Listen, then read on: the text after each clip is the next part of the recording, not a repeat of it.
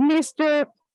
Speaker, President Wolfgang Sobotka, Ambassador Mr. Lucia Frattini, honorables, fellow parliamentarians, ladies and gentlemen. Let me go straight to the point. Russia's war of aggression in Ukraine has shattered European security. For the past year, every single principle of the Helsinki Final Act has been violated by the Russian Federation. May I ask for silence in the room? Point of order. Use your bell.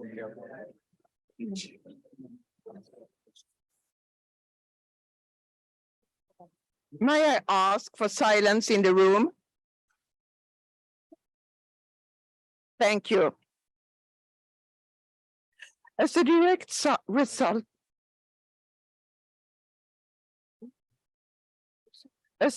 result of Russia's actions, our entire region is spiraling into the unknown. And as a consequence, the OSCE and the Parliamentary Assembly find ourselves at the crossroads.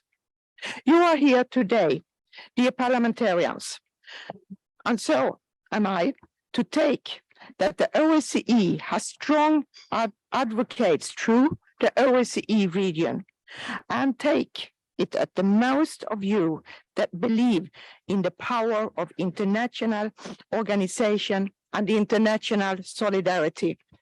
The efforts deployed by many participating states to respond to the devastating earthquake in Turkey and Syria illustrate this.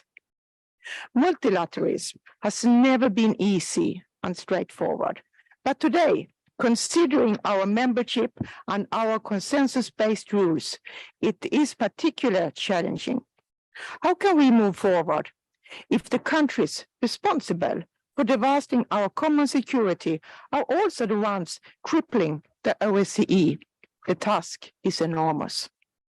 Today, some are ready to write an obituary of the OSCE because large-scale war has returned to the heart of Europe. Because the OSCE would have failed to prevent the collapse of peace and cooperation in Europe. To those, let us be clear, the OSCE should not be held responsible for the deliberate actions of participating states intent on violating every principle of international law and waging a war of aggression on a neighboring country. Rather, we should continue to protect our decades-long engagement for peace and security. We should continue to fight for improvements that the OSCE makes in the daily lives of our citizens. And we must continue to defend the unique role of OSCE Parliamentary Assembly as a platform for principle-based dialogue, to respect the people who have elected us as parliamentarians.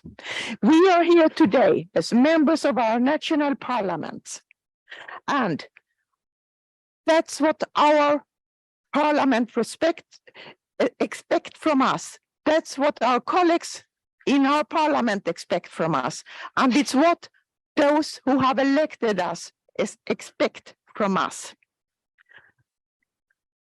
And here again, let me be clear, the OSCE PA has always been open to frank and honest dialogue, rooted in our shared values and commitment.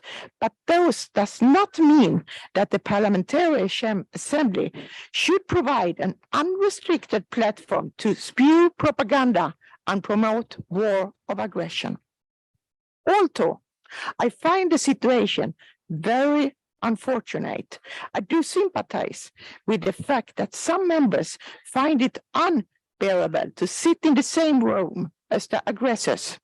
But for those present today, this is your opportunity to stand up for Ukraine and to confront the lies from the aggressors.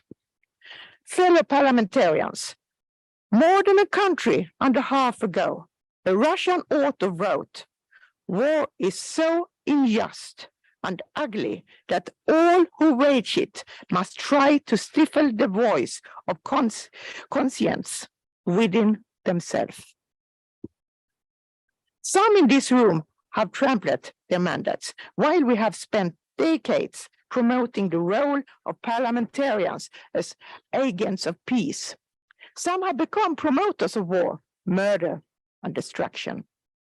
Today, some parliamentarians are aiding and abetting the crime of aggression.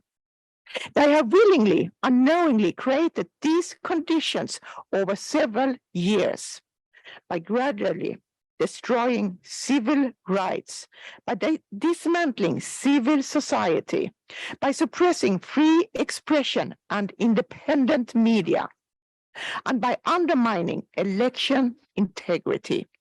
They must bear responsibility for their actions. Our disgust at the innumerable crimes committed by the Russian aggressors feeds our deep empathy for Ukrainians' victims. It drives us to work together to bring all those responsible to face justice. Because allowing impunity for war crimes, for crimes against humanity, and for crimes of aggression would put the final nail in the coffin of our collective security. Today, it is our political responsibility to ensure that international obligations and commitments truly mean what we say. Colleagues, this winter meeting should provide you with ample time to debate security in all three dimensions of the OSCE. It is also a great opportunity for us parliamentarians to exchange with the executive structures of our organization. In a way, the winter meeting should serve to oil the wheels of the OSCE, to make sure that parliaments and governments pull together in the same direction for the European security order, for an order-based world and region, and for respect of rule of law, democracy, sovereignty, international recognized border. In our discussion, it must be said about what will happen to the OSCE in the years to come. On the issue, I count on your strong support, on your political influence, and in your ability to mobilize public opinions to advocate vigorously on behalf of our organization. OSCE Parliamentary Assembly has a long tradition of advocating for more on behalf of the OSCE, more presence on the ground, more financial resources, and more high-level political attention.